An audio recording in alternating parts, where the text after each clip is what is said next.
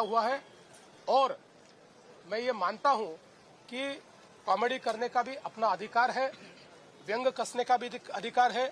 हमारे ऊपर भी चाहे जितना व्यंग कसिए, इसमें कोई किसी को दर्द नहीं है, लेकिन अगर जानबूझकर अपमानित करने का और इस प्रकार से इतने बड़े नेताओं को बदनाम करने का काम अगर कोई करेगा तो मुझे ऐसा लगता है कि उसको सहन नहीं किया जाएगा।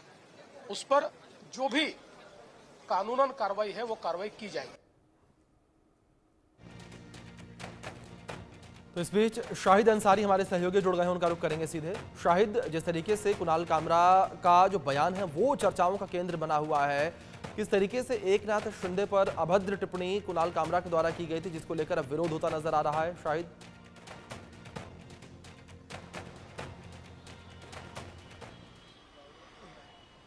देखिए, जिस तरह से कुणाल कामरा ने जो ये तंज कसा है और इस तंज कसने के बाद जो पूरी तरह से ये पूरा मामला जो है सियासी शक्ल इख्तियार कर बैठा है और सियासत में भी एक विकराल रूप ले लिया है।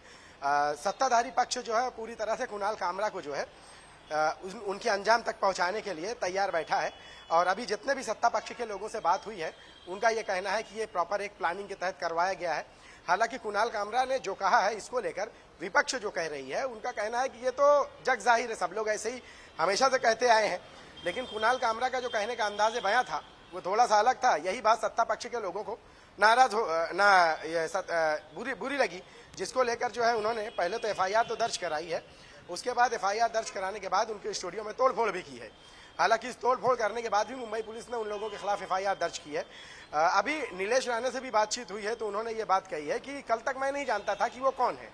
और उसने कुणाल कामरा को लेकर उन्होंने कहा है कि चूंकि ये जो शगुफा छोड़ा है, जो मजाक किया है, जो मतलब कि एक तरह से उन्हें उनके नाम को खराब करने की कोशिश की गई है, उनकी इज्जत से खिलवाड़ किया है, तो उससे 24 घंटे में लोग जान गए। हालांकि कुणाल कामरा का इससे पहले भी जो है कई लोगों पर तंज कर चुके हैं, कटाक्ष कर चुके हैं।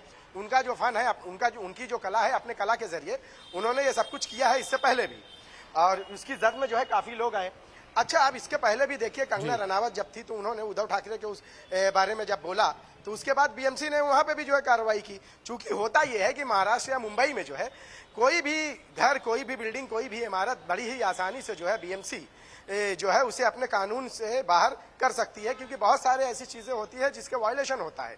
और अक्सर के देखा गया है कि कोई भी घर, बिल्डिंग, इमारत बनाने में वायलेशन होता ही होता है। वो अलग बात है कि तब तक उसे नजरअंदाज किया जा सकता है जब तक उस शख्स पे कोई गाज न गिरी हो। अब चूंकि कुणाल कामरा ने ये चीज की है तो बीएमसी भी जो है अपने पूरे लाव लश्कर के साथ वहां पहुंच गई है थोड़ा लेकर।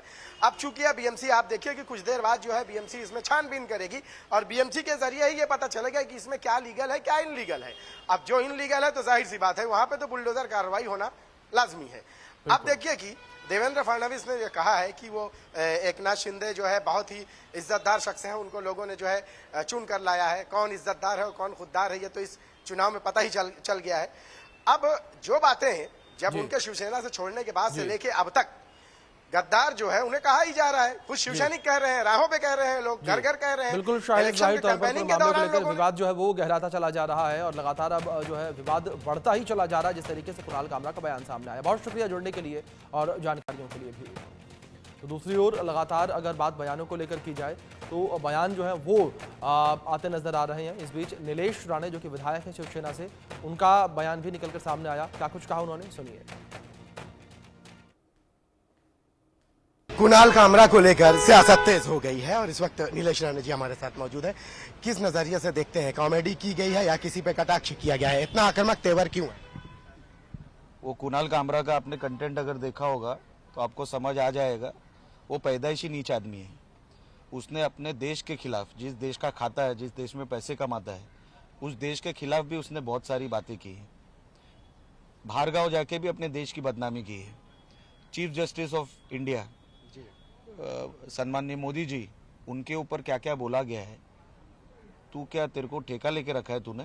कॉमेडी के नाम पे कॉमेडी करना, किसने मना किया है?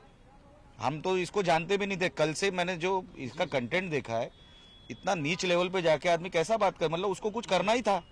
वो चाहता है कि उसको पब्लिसिटी मिले ये सब चीज से। उससे उसको पैसा मिले। आप नाराजगी किस बात से है? शब्दों से नाराजगी है या बयान करने के अंदाज से? सुनिए, मैं बोल रहा था, आपने बीच में काट दिया। माफ करिए। उसने जो शिंदे साहब के बारे में जो बोला है जी। उसका हम निषेध करते हैं, और इसके लिए मैंने आज सुबह ट्वीट भी किया था कि वो जहां दिखेगा उसको हम शिवसेना स्टाइल में जवाब देंगे।